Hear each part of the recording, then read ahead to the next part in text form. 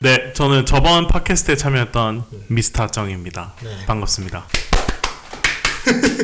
저는 케빈 팩입니다. 네. 일단 케빈 같은 경우에는 미국 렌탈 부동산의 할리우드 리얼티라고 또 이제 유튜브 채널에서 또 맹활약 중이신 또 에이전트 분이시고 또 우리 정도 마찬가지로 거기에 같이 나오는 두 분 다 미국 렌탈의 주 활약을 하고 계시는 분들인데 우리가 이렇게 셋이서 왜 모였냐 이유는 딱 하나입니다. 미국 부동산이랑 한국 부동산이랑 다른 점 몇 가지를 좀 우리가 토론해 보려고 이렇게 앉아봤고요.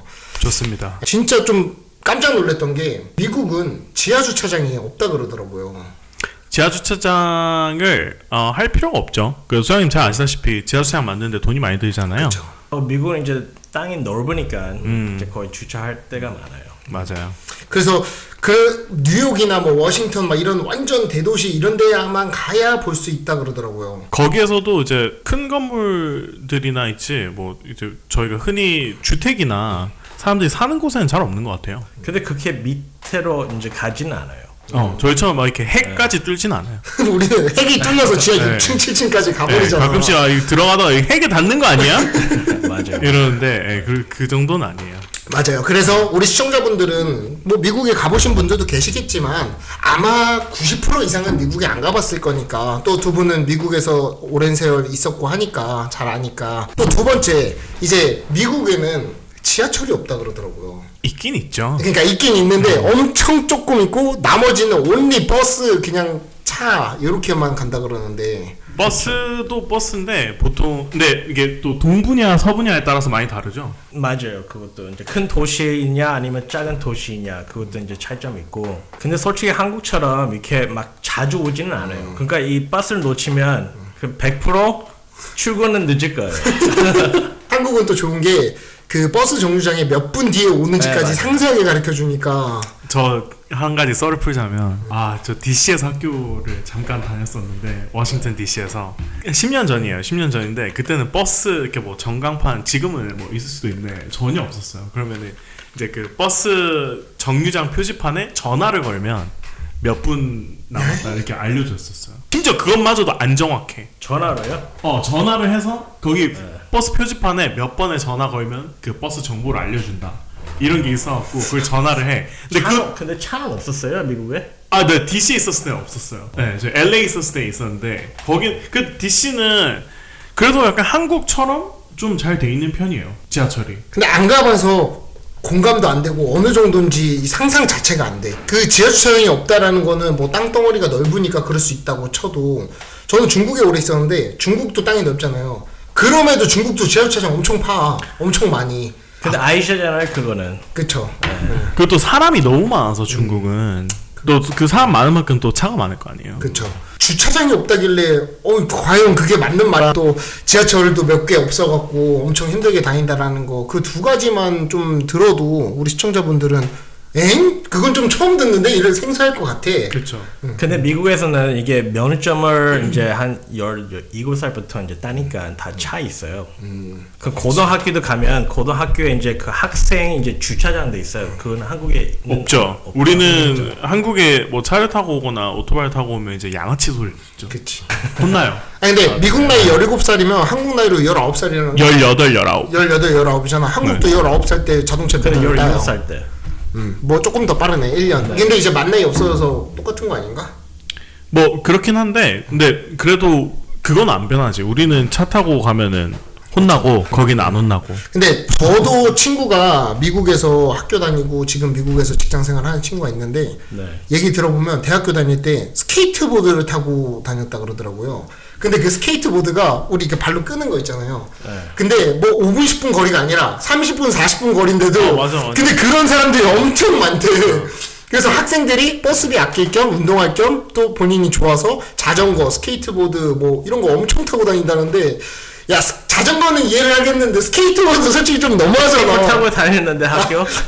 그 소리 듣고 와 진짜 충격이다 이랬는데 이번에 또 우리가 미국이랑 한국이랑 부동산 다른 점 몇 가지를 또 이야기하다 보니까 일단 첫 번째는 주차장 없는 거, 두 번째는 지하철이 많이 없는 거, 그리고 또 이제 우리가 세 번째도 이야기하겠지만 되게 좀 달라 우리나라랑 많이. 다르죠. 그리고 우리나라는 거의 아파트잖아요.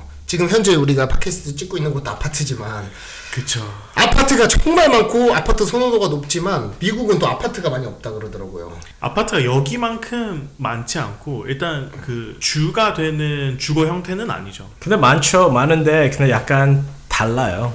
그치. 약간 한국에는 이제 높이 이제 가는 거고 하고 또 미국에는 이제 땅이 넓으니까 좀 넓게 가요. 거기서는 하고 막 2층까지 아파트 하고 큰 한 컴플렉스에서 이제 있고 아니면 뭐 뉴욕 같은 경우에는 이제 거기서는 좀 서울 비슷하게 좀 높이 하이라이즈. 근데 우리나라는 어디를 가도 아파트는 맞아요. 기본 40층, 30층은 깔고 시작하니까. 근데 또 맞아요. 그 다른 점이 미국 특히나 뭐 뉴욕 같은 곳들은 아파트가 이렇게 내가 가족을 꾸려서 거기에서 이제 permanently 이렇게 쭉 살려고 하는 그런 게 아니라 약간 자취의 개념이 좀 더 강하지 않아요? 그렇죠. 이제 뉴욕 안에서 살면 이제 조금 도시 생활 약간 그 직장을 편리함. 갖고 네. 근데 가족을 이제 하면 이제 조금 밖으로 이제 이사할 수 있는 경우도 있고 뭐 한국 똑같잖아요. 근데 한국은 가족이 생길수록 그러니까 결혼을 하고 그럴수록 더욱더 아파트를 가죠. 근데 아파트를 살려고 하는 게 그 네, 그쵸. 목적이 되지 나의 주거 형태가 바뀌진 않아. 내가 전세 월세로 살았다면 가족이 생기면서 이거를 매매를 하려고 하지. 근데 그 도시 안에서 그 선택권이밖에 없잖아요. 만약에 그 집 선택이 있었으면 그럼 훨씬 더 집 사지 않을까요? 그렇긴 한데 사람들이 조금 벗어나서 그 싱글 하우스를 살려는 생각은 잘 안 하는 것 같아. 안 하죠, 한국. 네, 안 하지. 그것도 차이점이고 또 이제 우리나라는 이 부동산에 가면은 공인중개사분들이 계시잖아요. 근데 미국은 매매를 하는 게 아닌 렌탈을 할 때는 그냥 그 단지 그 뭐라고 말해야 돼? 아파트면 아파트 단지에 가면 관리실 같이 네, 거기 맞아요. 가면 거기서 이제 뭐 렌트도 거래를 하고 네, 이렇게 네. 한다 그러더라고요. 이제 거기서 이제 그 신청을 할 수가 그쵸. 있는 거죠. 그래서 나 여기 단지에 들어오고 싶다, 뭐 이사 언제 하고 싶다 이런 식으로 해서 그냥 중개사가 없이 단지에서 그렇게 관리를 해서 렌탈비 내고 그리고 또 심지어 보증금도 한 달치. 맞아요. 그러니까 우리나라는 솔직히 월세 들어가면은 뭐 1,000에 얼마, 뭐 1억에 얼마, 뭐 이런 식으로 들어가는데 월세가 200이면은 보증금도 200만 원. 그리고 그쵸. 선불로 내고 내가 계약 기간이 있지만 그거랑 상관없이 그냥 나갔다. 그러면 그냥 끝. 그런 좀 계약 기간이 굳이 필요가 없을 만큼. 그래서 한국이 더 힘든다는 거죠. 이제 부모님 집 나가는 게. 그렇지. 왜냐면 일단 목돈이 필요하니까. 그렇죠. 예. 근데 그 사실상 요즘에도 한국에도 중개사를 통하지 않고 건물이랑 직접 월세 거래를 할 수 있는 곳들이 점점 많이 생겨나고 있어요. 그렇죠. 제가 그 강남에서 그 근무를 했을 때 강남에서 거의 제일 좋은 오피스텔인데 거기서는 건물이랑 직접 이렇게 월세 거래를 할 수가 있었어요. 물론 거기 전세 매물은 없었지만 그 월세 그 계약 같은 경우에는 건물이랑 직접 할 수 있었어요. 근데 그 대신에도 미국이 그 이제 들어가는 게 더 쉽지만 아니 더 저렴하겠지만 근데 월세가 더 비싸요 한국보다. 더 비싸고 제가 그 강남에서 손님이 있었을 때 보증금을 얘기를 하면 이거 사기 아니냐 라는 말 정말 많이 들었어요. 어떻게 이렇게 보증금을 큰 돈을 내가 뭘 믿고 은행한테 주냐 그 사기 아니냐 오히려 저희한테 돌리는 경우 그런 경우도 있었어요. 그게 또 문화 차이겠죠. 근데 네. 제 생각에는 뭐 이건 좀 안 좋을 것 같아. 만약에 보증금도 얼마 안 되고 계약 기간이 있어도 그냥 내 보증금이 마지막 달 월세더라고요. 얘기 들어보니까. 맞아요. 그럼 마지막 달 월세 보증금으로 까지고 나면은 내가 1년 계약을 했는데 3개월 살고 나가든 5개월 살고 나가든 피해보는 게 없단 말이야. 임차인은. 그냥 건물주만 손해보는 거지. 뭐 그 말도 틀린 말은 아니죠. 그쵸. 근데 이게 우리 그 평범한 임차인들한테는 좋은 기회가 될 수 있는데 네. 근데 임대인분들한테는 엄청나게 안 좋을 거 아니에요. 근데 그게 되게 그런 거에서 오는 것 같아요. 미국 사람들은 그러니까 가장 먼저 오는 게 내가 뭘 믿고 이 큰 돈을 1년치 월세를 이 사람한테 어떻게 주느냐. 내가 8개월을 살지 몇 개월 살지 1년 살지 모르는데 내가 나갈 때 돼서 이 사람이 나한테 보증금을 돌려준다는 보장이 어떻게 있냐. 이게 더 강한 것 같아요. 그러니까 그러면은 보증금은 그냥 한 달치 하더라도 계약 기간이 있으면 한국처럼 계약 기간을 못 채우고 나갔을 때 뭐 복비를 물어주더라던가 아니면 남은 월세 다른 새 임차인을 구하던가 그런 제도가 있기야 있겠지 미국도. 근데 그게 안 지켜진다 그러더라고요. 그냥 뭐 상관없어 나 돈 없어 이게 이번 달 내 보증금 있잖아 막달 월세야 이러고 나가고 근데 한국 애들 그렇지 않나요? 근데 그렇게 되지만 한국은 민사소송을 걸어버리지 그 사람한테. 만약에 계약기간이 8개월 남았으면 8개월 남은 계약기간 동안에 월세를 받을 수 있게끔 뭘 하든 여러 가지 방법이 있죠. 그러니까 그런 부분에서 보면은 되게 프리하다. 역시 미국이구나. 그 미국에는 이 임차인 쪽을 조금 보호를 잘해요. 근데 저도 개인적으로는 한국의 보증금이 너무 세다고 생각해요, 솔직히. 그 저도 1년치까지 그렇게 큰 돈을 그렇게 덥석 줄 수가 있나? 라는 생각을 많이 하게 돼요. 특히나 요즘. 근데 아까 케빈이 말한 것처럼 미국은 임차인을 보호해준다 그랬는데 한국도 똑같아요. 임대차 보호법 같은 경우에는 맞아. 임대인에 대한 거는 딱 2개밖에 없고 나머지 몇십 개가 다 임차인. 임차인에 대한 거야. 근데 만약에 그 보증금 내서 이제 못 받는 경우는 있었어요? 한국에? 많죠. 엄청 많죠. 그런 그게 같은 문제인 경우는 거지. 어떻게 되는데요? 그러면? 그럴 때는 그냥 임대인이 손해 보고 막 소송 거네 마네 싸우고 뭐 난리 그래서 나고. 그래서 더 좋은 거지 그러면. 그래서 그러니까 이제 실질적으로 그러니까 법이 그렇게 잘 돼 있고 이런 거는 오케이. 그건 제도적인 거고 실질적으로 이 사람 내 돈 갖고 튀면 어떡해. 근데 보증금이 애초에 작아버리면 튀든 말든 뭐 나 여기 살고 땡 치면 되니까 뭐 이런 느낌인 거지. 아 그리고 미국도 그 아파트에 그 이제 신청을 하면 그 심사를 해요. 막 이렇게 아무나 그냥 들어갈 수 있는 거는 아니에요. 그리고 지금 우리가 몇 개 또 얘기했는데 갑자기 또 생각난 건데 한국은 중개수수료라는 걸 받잖아요. 네. 근데 뭐 0.3, 0.4 막 이런단 말이에요. 그것도 환산 보증금 해갖고 또 계산법이 따로 있어요. 그쵸. 엄청 작아. 진짜로 뭐 5, 6억짜리 집을 매매를 해도 엄청 작단 말이에요. 근데 미국 같은 경우에는 지금 좀 낮춘다 그래서 5% 6%대라 그러는데 그전에는 8% 9% 뭐 10%도 받고 이랬다 그래서 맞아요. 근데 한국도 사실 공인중개사 자격증 따기 힘들지만 미국도 엄청 힘들다고 들었어요. 둘 다 힘든 건 똑같지만 버는 거는 너무 차이가 갭이 크니까 10배가 넘게 나. 그런 부분에서 아 이거 한국에서 할 게 아니고 공인중개사를 미국에 가서 해야 되는 거 아닌가 맞아, 생각도 맞아. 해봤고 좀 그런 것 같아. 우리가 지금 이 팟캐스트를 하지만 사실 이 목적이 뭐겠어요. 그냥 한국이랑 미국이랑 부동산이 다른 부분을 좀 이야기해보려고 했던 거니까. 네. 근데 다른 걸 얘기하다 보면은 좀 많이 비교가 돼. 근데 그거는 부동산뿐만 아니라 그치. 그 일반 회사원부터 특히나 전문직들 같은 경우에는 연봉 차이가 엄청나게 많이 나는 것 같아요. 그래서 요즘에 특히나 영어에 대한 중요성이 엄청 높아지는 것 같아요. 왜냐하면 영어를 잘해서 미국이나 좀 더 스케일이 큰 나라들에 가서 근무를 하게 되면 똑같은 일을 하는데 연봉이 3배 이렇게 되는 경우가 있으니까. 맞아요. 네. 우리 또 미군 부대에 오는 그 컨트랙터들, 계약직들 연봉 기본 초봉 2억 스타트야. 그리고 뭐 하우징 피 머니 다 내주고 와 난리 나더라고. 주 5일째 빨간 날 다 쉬고. 제가 방금 따끈따끈하게 컨트랙터 계약을 하고 왔거든요. 그리고 방금 그 컨트랙터가 얘기한 게 제가 방금 말한 내용이에요. 그러니까 미국 가서 그 디벨로퍼들이나 전문직들이 일하면 연봉이 한국에서 2배, 3배가 되는데 참 아쉽다. 이런 얘기를 했거든요. 맞아요. 방금 했어, 방금. 맞아요. 그렇죠. 다 모르니까. 사실 저희가 이야기거리를 좀 만든 거는 지금 얘기한 내용이 거의 다고요. 미국은 지하주차장이 거의 없다. 지하철도 별로 그렇게 잘 돼 있지도 않고 많이 있지도 않다. 그거랑 부동산을 통하지 않고 아파트 단지에 있는 관리사무소를 통해서 월세 계약을 한다. 랑 네. 또 우리나라랑 또 많이 복비 차이가 어마어마하다. 네. 그거 정도 우리가 이야기해봤는데 네. 근데 뭐 그런 것도 얘기해보면 좋을 것 같아요. 어떤 거요? 지금 현재 미국의 월세가 장난 아니잖아요. 비싸요. 말도 안 되게 비싸잖아요. 저희는 사실 생각조차 할 수 없는 금액의 그 월세를 내고 있더라고요. 맞아요. 네. 특히 요즘 뉴욕 같은 경우에는 제가 최근에 투룸 아파트를 봤거든요. 투룸 아파트를 봤는데 자가 내가 봤을 때 한 실평수 한 15평 정도 되려나? 그러니까 방 작은 거 2개, 거실 이렇게 있는? 그것도 한 200 정도 되죠. 아니야. 얼마인데? 500은 줘야 돼. 500? 5,300불이었어요. 그럼 600인데? 아니죠. 700만 원이에요. 거의 그러네 700인데 1,300원이 넘으니까 지금. 근데 그건 뉴욕이니까. 근데 이제 브루클린 가서 이제 조금 밖으로 가면 그렇지. 조금 더 싸죠. 근데 그거 완전 그 맨해튼 중간에 있는 그런 건데 너무 You live 비싸. there for the experience. True, but still $5,000 for rent? That's crazy.